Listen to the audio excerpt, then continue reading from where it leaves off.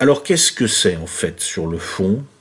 Moi je vais vous dire, je pense que Emmanuel Macron, évidemment, c'est l'annonce de la recomposition politique qui se prépare. Qu'est-ce que c'est cette recomposition politique? Vous savez, en France, on a une république qui a une longue histoire, qui a été conçue à un certain moment, qui s'est développée dans le temps, et il y a des constantes dans cette longue histoire, et ces constantes renvoient à la façon dont cette république a été conçue au départ. En fait, la République française, sur la très longue durée, on voit que son centre de gravité, en gros, c'est ce qu'on appelle le centre-gauche. Elle n'a pas toujours été de centre-gauche, hein, mais elle a été au départ conçue pour ça. Hein. Elle naît après le désastre de 1870, dans des conditions qui sont assez curieuses, puisque c'est une chambre monarchiste qui va admettre qu'on finalement on va garder la République, un peu parce que les monarchistes n'ont pas pu s'entendre entre orléanistes et légitimistes, mais aussi plus profondément parce que les républicains les plus intelligents, les républicains relativement conservateurs, des gens comme Thiers, ont réussi à convaincre les milieux d'affaires et les députés orléanistes que, écoutez, vous voulez la monarchie parce que vous pensez que c'est le meilleur moyen d'assurer le gouvernement, on disait à l'époque, des honnêtes gens, des gens de bien, c'est-à-dire des riches en fait.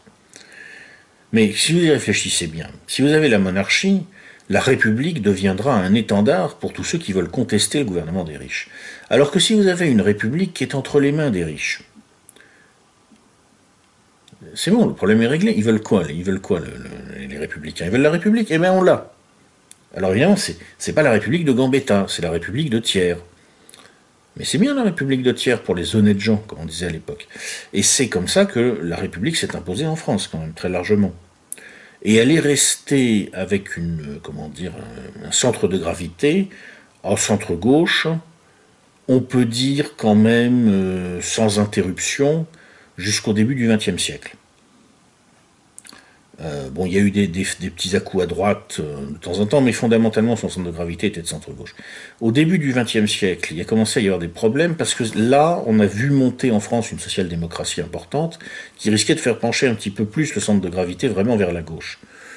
Donc ensuite, il y a eu la Première Guerre mondiale, qui a mis fin à ce mouvement, peut-être par hasard, ça on ne saura jamais. Ensuite, il y a eu le bloc national, puis il y a eu un grand coup à gauche avec le cartel des gauches. Il y a eu une période de trouble à ce moment-là. On revient sur un centre de gravité plutôt centre-gauche, avec la parenthèse du Front populaire où on rebascule un peu à gauche. Mais finalement, la dynamique générale du régime est toujours la même. On a un gouvernement des riches, mais un gouvernement des riches qui essaye d'intégrer une contradiction, qui essaye quand même de tenir compte de ce qui remonte de la population, et la République, qui est un peu perçue par une partie des gens comme un idéal, ce qui est un idéal d'ailleurs tout à fait respectable à mon avis, est en réalité une machine d'État garantissant le gouvernement des honnêtes gens, pondérée par la prise en compte des souhaits de la population pour que ça soit durable. Bref, c'est un système très intelligent, très bien conçu, bravo à M. Adolphe Thiers, c'était tout sauf un imbécile.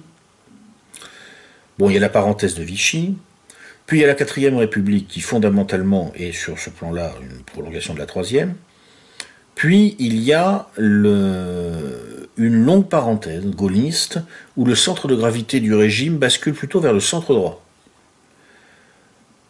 Alors, ça correspond, entre autres choses, je pense aussi à la mort de la principale stratégie des leurs déployée par le centre-gauche. C'est que le centre-gauche, en fait, c'est une droite d'affaires déguisée en gauche sur des questions sociétales. Donc la grande stratégie des leurs déployée par le centre-gauche français depuis l'origine de la République, c'était la lutte anticléricale. Problème, à partir de la fin des années 50, en fait, le pouvoir de l'Église est considérablement affaibli. Ça n'est plus un punching ball satisfaisant. Et ça facilite certainement l'entreprise gaullienne. La droite se décatholicise un peu, si vous voulez, juste suffisamment pour pouvoir redevenir temporairement un centre de gravité pour la République. On peut dire que ça dure jusqu'à la fin de Pompidou, à la rigueur jusqu'à la fin de Giscard, quoique Giscard soit déjà un type de centre-gauche, en réalité c'est très ambigu Giscard. Puis avec Mitterrand, bon, on fait un peu dans l'utopie pendant 1 an ou 2 pour laisser le temps de vider les mauvaises humeurs, ensuite tournant de la rigueur, et on revient, depuis 1983, sur une République qui a fondamentalement un centre de gravité à centre-gauche, même quand elle sera dirigée par ce qu'on appelle la droite, avec Chirac, avec Sarkozy, en fait, à bien des égards, c'est un gouvernement de centre-gauche, et l'État profond, visiblement, est tenu par des gens qui sont sur une sensibilité, donc de centre-gauche au sens que ce mot a pris depuis 1871-72. Il y a eu une stratégie des leurs, déployée à l'époque de Mitterrand, pour pouvoir réhabiliter ce centre-gauche, retrouver le point d'équilibre du régime, c'est l'antiracisme. On a remplacé l'anticléricalisme par l'antiracisme. Ça a bien marché, mais là maintenant on arrive au bout du chemin. Ça devient contre-productif, il y a de vrais problèmes de gestion des banlieues, et la ligne de continuation du centre-gauche par l'antiracisme, qui est un peu la ligne de Benoît Hamon, ne fait plus du tout l'unanimité à l'intérieur du centre-gauche. Il faut inventer autre chose, il faut inventer une nouvelle stratégie des leurs, et cette nouvelle stratégie des leurs, je pense qu'elle veut s'organiser autour d'un discours positif sur la libération des énergies, les start-up, etc., etc. Pour moi, Emmanuel Macron, c'est ça, c'est le nouvel habillage du centre-gauche. C'est-à-dire que, si j'ose dire, curieusement, Emmanuel Macron, ce serait un peu père impossibilé, si j'ose dire, l'enfant qu'aurait fait à trois, par-delà les générations, Adolphe Thiers, Richard Descoings, directeur de Sciences Po, et Macron finalement a été formé par Descoings et ses émules, et puis, je sais pas moi, Mark Zuckerberg ou quelqu'un de la nouvelle économie, voilà. Vous mélangez ces trois ADN, avec en fait une grosse base d'Adolphe Thiers sur le fond, et puis un peu dessus de Descoings et de Zuckerberg pour cacher un bon problème, là vous secouez bien et vous avez Emmanuel Macron. Pour moi c'est ça. Et ça explique à mon avis en fait pourquoi Fillon est en train de se faire dégommer, c'est tout simplement que, évidemment, pour vendre aux Français le vrai projet, qui est le projet de M. Marcel Fratscher dans Die Deutschland Illusion, que je vous présenterai après, c'est beaucoup plus malin d'utiliser l'élève de M. Descoings, M. Macron, plutôt que d'utiliser un catho-doloriste qui vous vend un programme de souffrance pour votre rédemption. C'est beaucoup plus malin. Et voilà donc ce qu'est Emmanuel Macron, voilà à mon avis ce qu'est son rôle réel. Et voilà ce que j'ai perçu en lisant son bouquin, qui n'est alors clairement, je vais être honnête, pas du tout incontournable. Autant j'ai eu un certain plaisir à lire Fillon et Mélenchon. Fillon parce que le nègre a fait un superbe travail littéraire, et Mélenchon parce que les idées sont intéressantes. Autant là, franchement, bon, je l'ai lu parce qu'il fallait le lire, quoi. Faut être sérieux quand même. Voilà, mais je l'ai lu. Donc, c'est fini.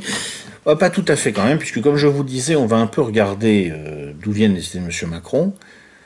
Et pour ça, je vous propose dans deux notes de lecture qui viendront, je pense, dans la semaine qui vient.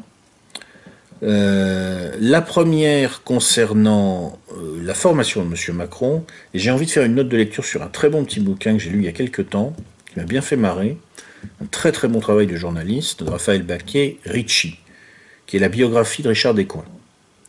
Très intéressant pour comprendre comment a été formé Emmanuel Macron, dans quel esprit ce pur produit des, entre guillemets, mettez trois paires de guillemets, élite française, a été formé. Donc on va se faire ça, on va se faire une note de lecture sur Ricci, Richard Descoings, vu par Emmanuel Baquet.